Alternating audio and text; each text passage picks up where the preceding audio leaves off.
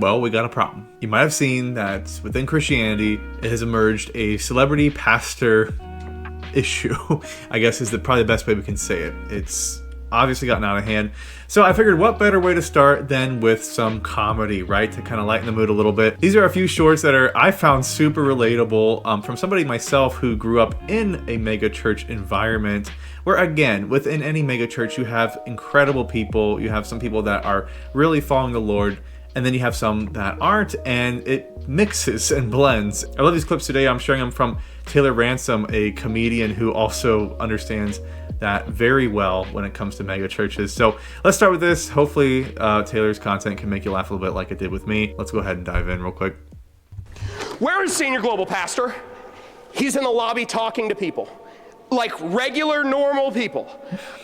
That's never allowed to happen under any circumstances.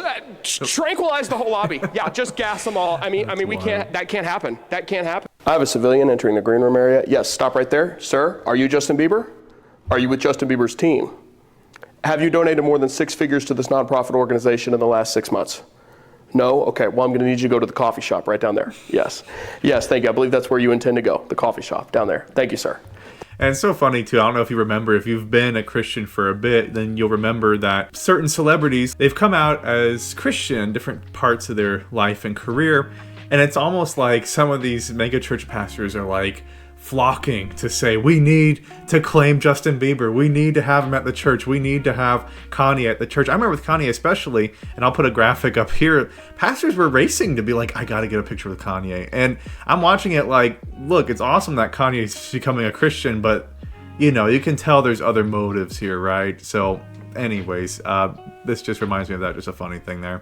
I need a bite. Oh my God, I swear, these sub 10,000 member churches. Hey guys, what is this?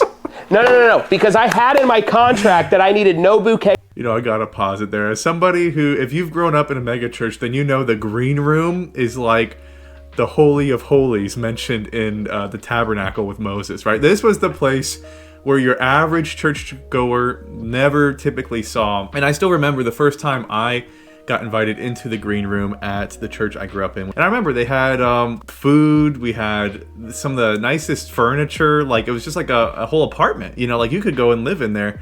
And I remember that moment, it was like, I got invited to the green room. It was a big deal. After every service, and what do I have?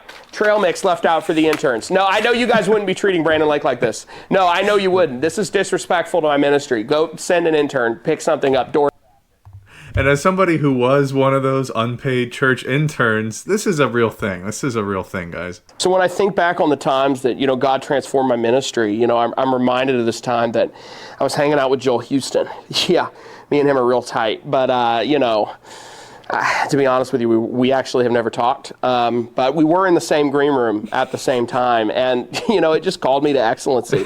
Yeah, and right after that is when I wrote my worship song that went famous on K-Love, where we repeat the same sentence 67 times. And, you know, ever since then, God's just been using me. And, you know, he can do the same thing for you if you have enough Instagram followers or what. Hi, I'm Brent, and I'm the green room manager here at Daddy's House Church, and I love my job. Senior Global Pastor, I brought you some snacks, and also, I forgot to pick up your Tom Ford suit from the dry cleaner. Please forgive me. I'm so sorry. I disrespected the house.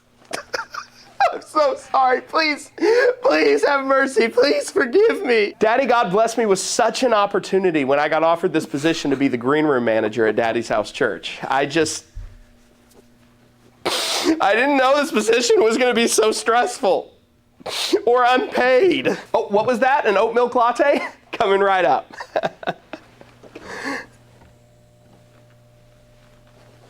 Oh. I forgot to restock the mini fridge. I don't have any oat milk. I'm ruined. Oh, God. God, please help me, God. Okay, well, there we have it. So again, that's Taylor Ransom. Go check out some of his content. Dude is hilarious. And again, I don't believe these pastors are evil. Christian pages or content creators will just attack and go after some of these pastors. And we have to remember, first off, these are people with families, right? And they have given their life to ministry. And a lot of them have done really fruitful things in their ministry and have impacted lives for eternity. So again, we're not trying to attack anyone. We're not trying to discredit anyone. We're just putting the truth out there because a lot of people are deceived by this. They say, I see my pastor doing this. Does that make it okay? Part of the reason that I was inspired to do this video was because recently in the past few weeks, a certain one of these pastors with a very big platform did a birthday video for his birthday, and it got a lot of attention online, a lot of criticism. So let's take a look at this video. I am going to take the audio out just for copyright, but this pastor's Instagram is listed below. You might have heard of him as Pastor Mike Todd from Transformation Church in Oklahoma. So let's take a look here at his birthday video. 39. Okay. Oof.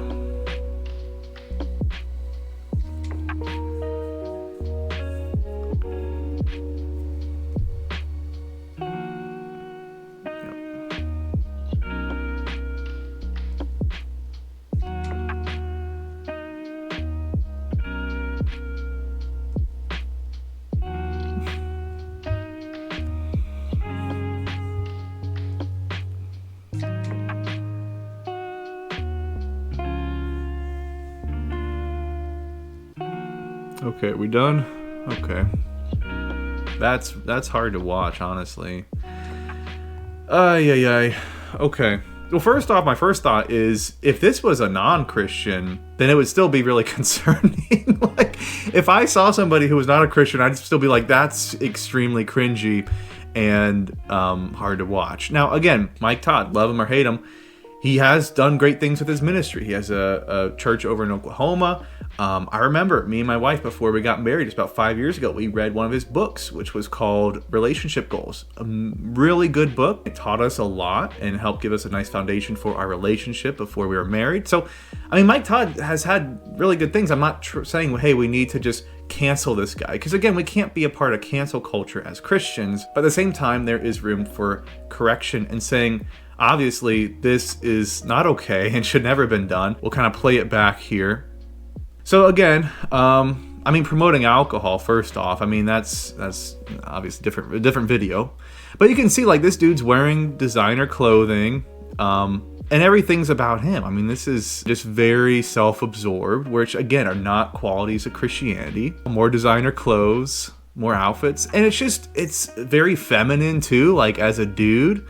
You know, you're expecting a pastor to be kind of like this fatherly figure. This kind of seems like we're looking at pastor's son, who's become a prodigal son now, and we're hoping he comes back to the Lord. And but no, this is actually the pastor of the church, right? So it's just,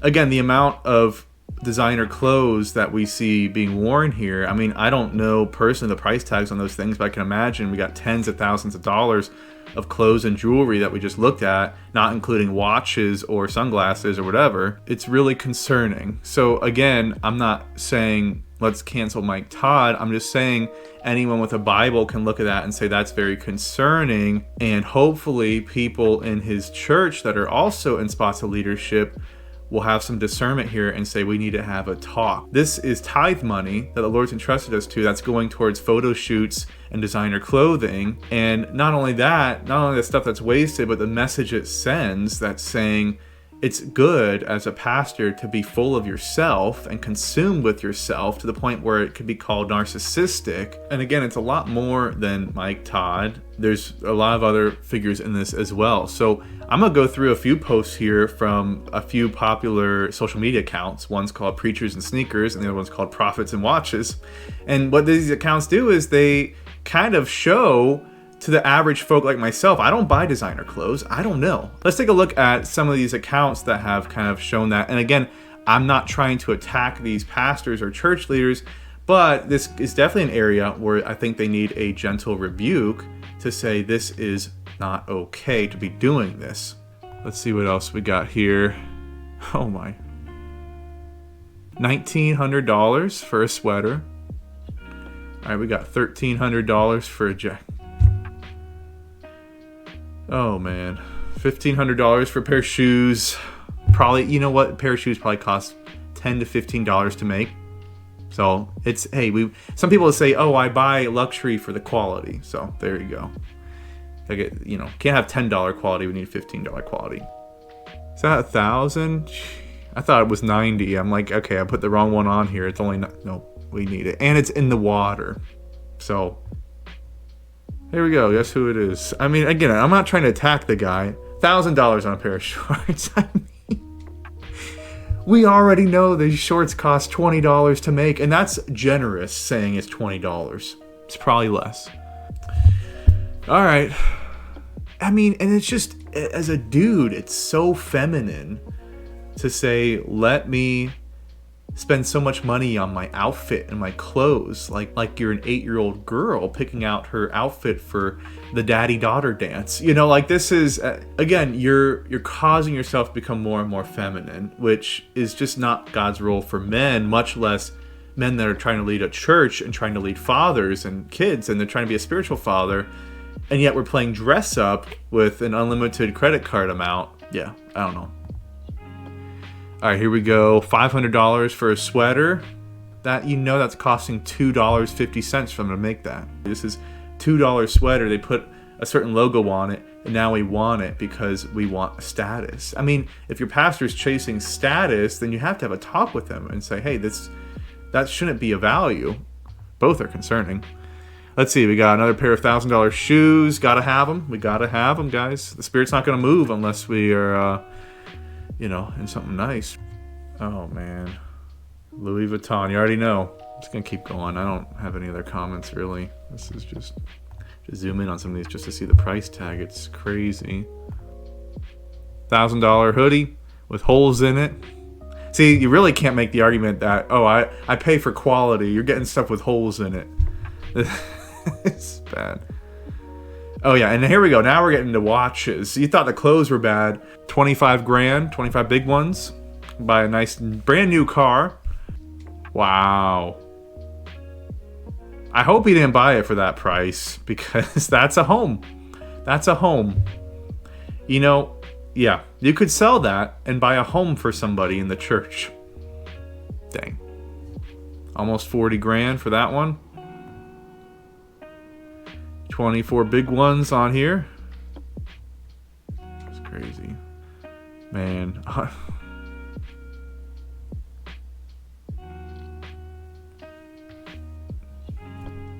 $39,500. And last one, $21,900. Guys, please. Okay, guys. Well, let's go ahead and wrap it up. As you can see, the sun is setting. I had to change up the lighting just a little bit here. But let's go ahead and wrap it up on this video. So 1 John chapter 2, starting in verse 15. John's writing this and he says, "Do not love the world or the things in the world. If anyone loves the world, the love of the Father is not in him. Because all that is in the world, the desire of the flesh and the desire of the eyes and the arrogance produced by material possessions, is not from the Father, but it is from the world. And the world is passing away with all its desires, but the person who does the will of God remains forever." You see, John clarified what he meant by the world. The desires of the flesh, the desires of the eyes, the arrogance that's produced by having all this status and material possessions. Guys, it's not just a self-centeredness that is producing, it's also an arrogance. See, the Bible warns us in the last days people will be lovers of themselves. And some of the stuff that we've looked at today would definitely confirm that there's been moments in these church leaders' lives where they've been consumed in lovers of themselves. And I'm not saying that these people should be canceled. I'm not saying they're doomed. Maybe it was just a weak moment. I don't know. I'm just saying we need to strive to not have that be a norm where we're loving ourselves and loving the things that we lust after in the world. So let's remember that. Anyways, thanks for giving us a watch today. I hope this was insightful a little bit and a little funny. We were able to laugh at some of this, but you know what? At the end of the day, these are conversations worth having. We can't shy away from this because it's become so in our face in Christian culture. So again, feel free to join the discussion, leave any comments below. Feel free to like this video if you thought it was helpful. And that is all from me. So may the Lord bless you. We will talk to you soon, and have a great rest of your day. Take care.